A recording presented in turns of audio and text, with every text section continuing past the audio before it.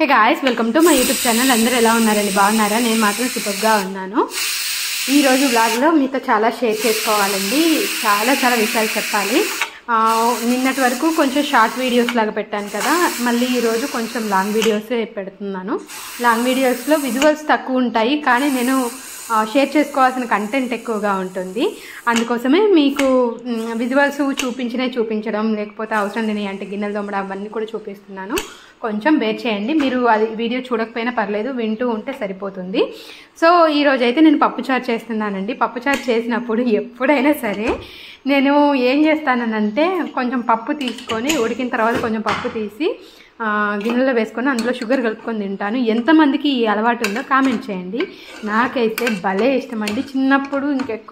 చిన్నప్పుడు అమ్మ తిననిచ్చేది కాదు, కానీ వన్స్ మ్యారేజ్ అయ్యాక మనకు ఒక స్వతంత్రం వస్తుంది కదా, సో నేను ఇలా చేస్తున్నాను. అంటే రెగ్యులర్గా అయితే తినను, కానీ అప్పుడప్పుడైతే తినడం నాకు చాలా ఇష్టము.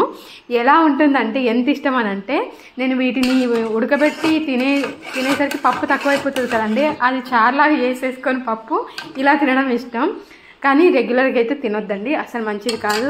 కానీ ఒకసారి ట్రై చేసి చూడండి, ఎంత టేస్టీగా ఉంటుందంటే అంత టేస్టీగా ఉంటుంది.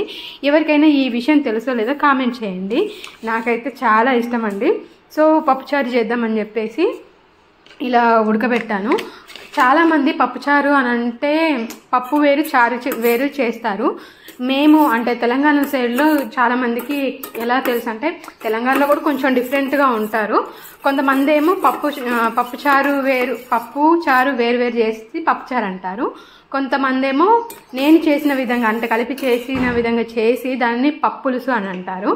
సో నాకైతే ఇది పప్పుచారు అనడమే తెలుసు. మొదటి నుంచి నేను అందులో పులుసు పోసే చేస్తానన్నమాట. ఎంత ఇష్టం అంటే పప్పుచారు, ఇది చేసినప్పుడు ఖచ్చితంగా నాకు నెక్స్ట్ డే కూడా ఉంటుందండి. ఎందుకంటే ఇంట్లో మనము తక్కువ మంది ఉండేసరికి అది నెక్స్ట్ డే కూడా వస్తుంది. సో నేను చేయడం కూడా ఈజీగానే చేశాను. నా దగ్గర పెద్ద వస్తువులు కూడా ఈ కరివేపాకు ఇవి ఏమీ లేవు, మామూలుగానే చేశాను అనమాట. పప్పు ఉడికిన తర్వాత అందులో పసుపు కారం వేసేసుకొని ఇప్పుడు పచ్చిమిర్చి అదేవిధంగా టమాటోస్ ముక్కలు వేసానమాట. సో ఇందులోనే కొంచెం రాళ్ళు ఉప్పు కూడా వేసేసి చింతపండు పులుసు ఉంటుంది కదండి, అది వేయాలి. చింతపండు పులుసు మీ టేస్ట్కి తగ్గట్టుగా వేసుకోండి. నేను కొంచెం మీకు చూపించడానికి అలా పోస్తున్నాను. తర్వాత పోసి మంచిగా వాటిని మరిగించాలి. మరిగే స్టేజ్లోనే మీకు కొత్తిమీర కరివేపాకు ఉంటే అవి వేయండి. నా దగ్గర లేవు కాబట్టి నేను వేయలేదు. సో అవి వేసి బాగా మరిగించాలన్నమాట. మరిగిన తర్వాత మొత్తం ఆ రసం అంతా అందులో ఆ ముక్కలకి పడుతుంది. ఆ ముక్కలు కూడా చక్కగా ఉడుకుతాయి. నేను ఒకవైపు టీ పెట్టుకున్నాను, మరోవైపు ఇలా పప్పుచారు చేస్తున్నాను. టీ కూడా తాగుతున్నాను అనమాట. సో నాకైతే పప్పుచారు చేసినప్పుడు ఎంత ఆ ఫ్లేవర్కి కడుపు నిండిపోతుంది. నేను మామూలు వంటల కంటే పప్పుచారు ఇవన్నీ ఎక్కువగా తింటాను. సో ఒకవైపు అది మరుగుతుండగానే ఇక్కడ వెల్లుల్లిపాయలని రెబ్బలు పొట్టు తీసేసి అందులో కొంచెం జీలకర్ర వేసేసి దంచుతున్నాను అనమాట. అది మరుగుతున్నప్పుడు ఈ వెల్లుల్లిపాయ జీలకర్ర దంచింది ఒకసారి వేయాలి. మరిగేటప్పుడు చాలా టేస్ట్ ఉంటుంది అనమాట. తర్వాత ఇంకొంచెం ఉంచుకోవాలి, ఎందుకు పోపు కోసం అనమాట. ఇవన్నీ కూడా నేను ఇది ఏదో ఎక్స్పర్ట్ లాగా చేయను, కానీ అవి చేశాక నాకైతే నిజంగానండి చాలా నచ్చుతుంది. ఇంకా ఇప్పుడు మరుగుతున్నప్పుడే ఈ పప్పు చారులో ఇవి వేసాను, చాలా టేస్టీగా వచ్చింది. ఇంకా మీతో షేర్ చేసుకోవాలి. ఇంకా పోపు వేస్తున్నాను అనమాట.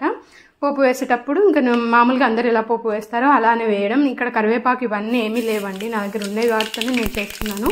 నేను ఎలాంటి మనిషినానంటే, పర్టికులర్గా ఈ వంట చేస్తే అవే ఉండాలని కాదు, నా దగ్గర ఉన్న పదార్థాలతో నేనేం చేయగలను అది చేస్తాను అనమాట. కొంతమంది ఏదైనా లేకపోతే దాన్ని స్కిప్ చేస్తారు, ఆ వంట చేయరు కదండి. నేను అలా కాదు, నా దగ్గర ఏమున్నాయో వాటిని వేస్ట్ అవ్వకుండా వాటితోనే నేను చేస్తాను. అలా అని కొన్ని మ్యాండేటరీ ఉంటాయి కదా, అవి వేస్తేనే వండాలి అన్నట్టు అవైతే నేను స్కిప్ చేస్తాను. తర్వాత అవి నా దగ్గర ఉన్నప్పుడే నేను వేస్తాను అనమాట, వంట చేస్తాను. ఇంకా నేను ఇక్కడ పోపు వేస్తున్నాను. ఈరోజు మీతో షేర్ చేసుకోవాలనుకున్న టాపిక్ ఏంటంటే, అమ్మాయిల్ని అంటే పిల్లల్ని పెంచే విధానం గురించి. పిల్లల్ని చాలామంది పెంచుతారు, ఇష్టంగా పెంచుతారు. అయితే కొంతమంది కొన్ని ఇళ్లలో నేను ఇప్పటికీ గమనిస్తున్నానండి, ఆడపిల్లల్ని ఒకలా పెంచుతారు, మగ పిల్లల్ని ఒకలా పెంచుతారు. అది ఎందుకో నాకు తెలీదు. ఎందుకనంటే చాలామంది నేను అబ్జర్వ్ చేసింది ఏంటంటే, మగపిల్లలు అంటే వాళ్ళ వారసులు, వాళ్ళ ఇంటి పేరు నిలబెడతారు, వాళ్ళకు లాస్ట్ స్టేజ్ వరకు వాళ్ళతో ఉంటారని చెప్పేసి వాళ్ళని బాగా చూసుకుంటారు. ఆడపిల్లలని అలా ఉండదు. కొంచెం ఏంటిది, వాళ్ళు ఎప్పటికైనా వెళ్ళిపోతారు కదా అని చెప్పేసి కొంచెం తక్కువ చూస్తారు. అందరు అలా ఉంటారని నేను అనట్లేదు, కానీ చాలామంది ఆలోచించే విధానం ఇది ఉంటుంది. ఇది ఎప్పుడు మనకు అర్థమవుతుందంటే, బయట నుంచి ఏమైనా తీసుకొచ్చినప్పుడు పేరెంట్స్ ఏం చేస్తారు, మగపిల్లలు కొంచెం ఎక్కువగా పెడతారు, ఆడపిల్లలు కొంచెం తక్కువగా పెడతారు. మీ ఇళ్ళల్లో ఏదైనా ఇలాంటిది ఎప్పుడైనా జరిగిందో కామెంట్ చేయండి. ఇలాంటివి చూసినప్పుడు ఆ పిల్లల మనసులో ఎంత బాధ ఉంటుంది, అది ఎవరికి చెప్పుకోలేరండి. కాకపోతే కొంతమంది అర్థం చేసుకుంటారు. ఇలాంటి వేరియేషన్స్ చూసినప్పుడే వాళ్ళు పెరుగుతున్నప్పుడు కూడా వాళ్ళే ఎక్కువ అనే థాట్లో ఉంటారు. కాబట్టి అలాంటి తప్పులు ఎప్పుడు చేయకండి. పిల్లలు పుట్టినప్పుడు ప్రతి ఒక్కరు సమానమే అని కొంచెం ఆలోచించండి. ఇది నేను ఎవరిని పర్టికులర్గా ఉద్దేశించి అనట్లేదు, కానీ కొన్ని ఇళ్లలో ఇలా జరుగుతుంటుంది. సో అలాంటి తప్పులు మీరు కనుక చేస్తుంటే వాటిని రిపీట్ అస్సలు చేయకండి. ఇది మీతో నేను ఈరోజు షేర్ చేసుకోవాలనుకున్నాను. అండ్ మరోవతి ఇంకా గిన్నెలు కడుగుతూనే మీకు ఇవన్నీ చెప్పాలని అనుకున్నానండి.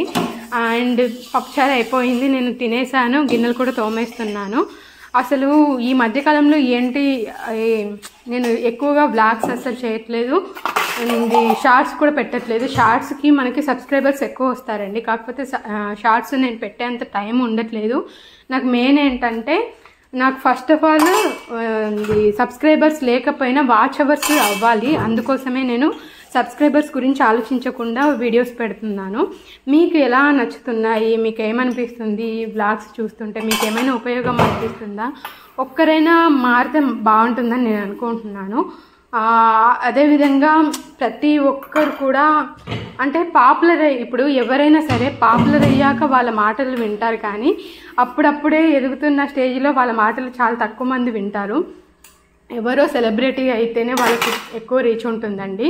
కానీ ఒక్కసారి మీరు ఛానల్ అంతా చూడండి, మీ కంటెంట్ నచ్చితేనే సబ్స్క్రైబ్ చేయండి, సపోర్ట్ చేయండి.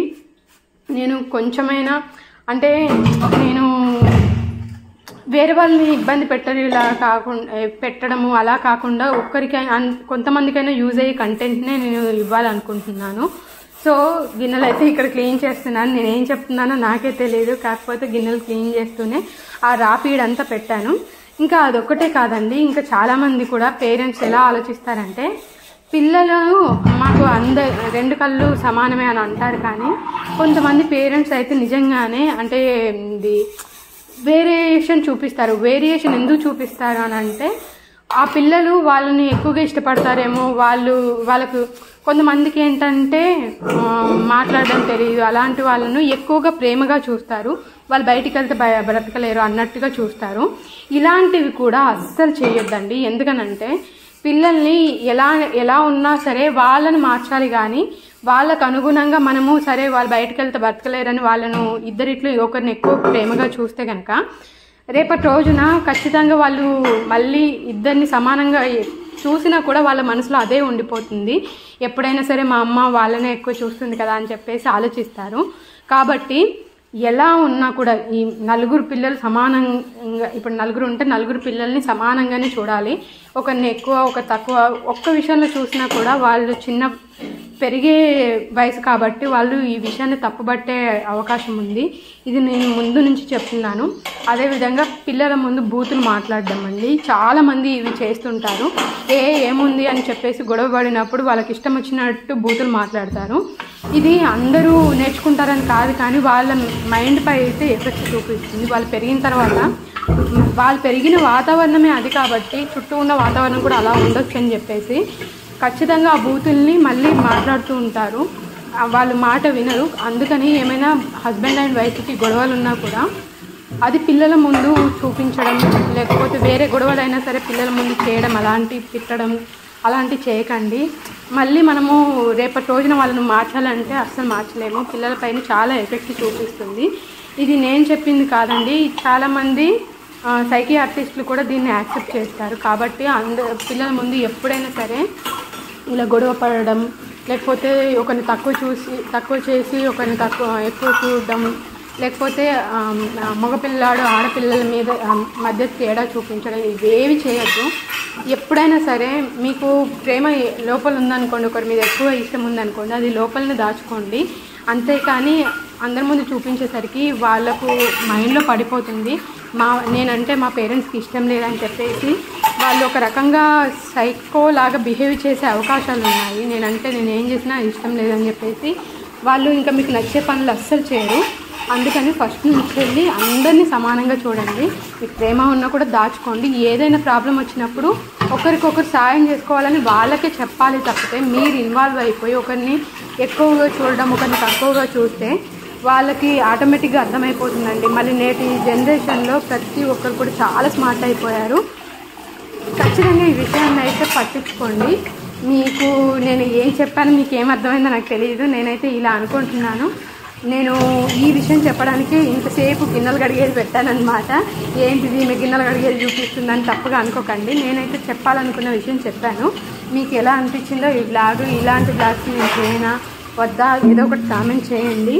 ఎందుకంటే ఇవి కొంతమందికైనా అందరూ విన్న వాళ్ళందరూ మారకపోయినా ఒక్కరు మారినా కూడా నాకు హ్యాపీనే కదండి. అందుకోసమే నేను ఈ బ్లాగ్ పెడుతున్నాను.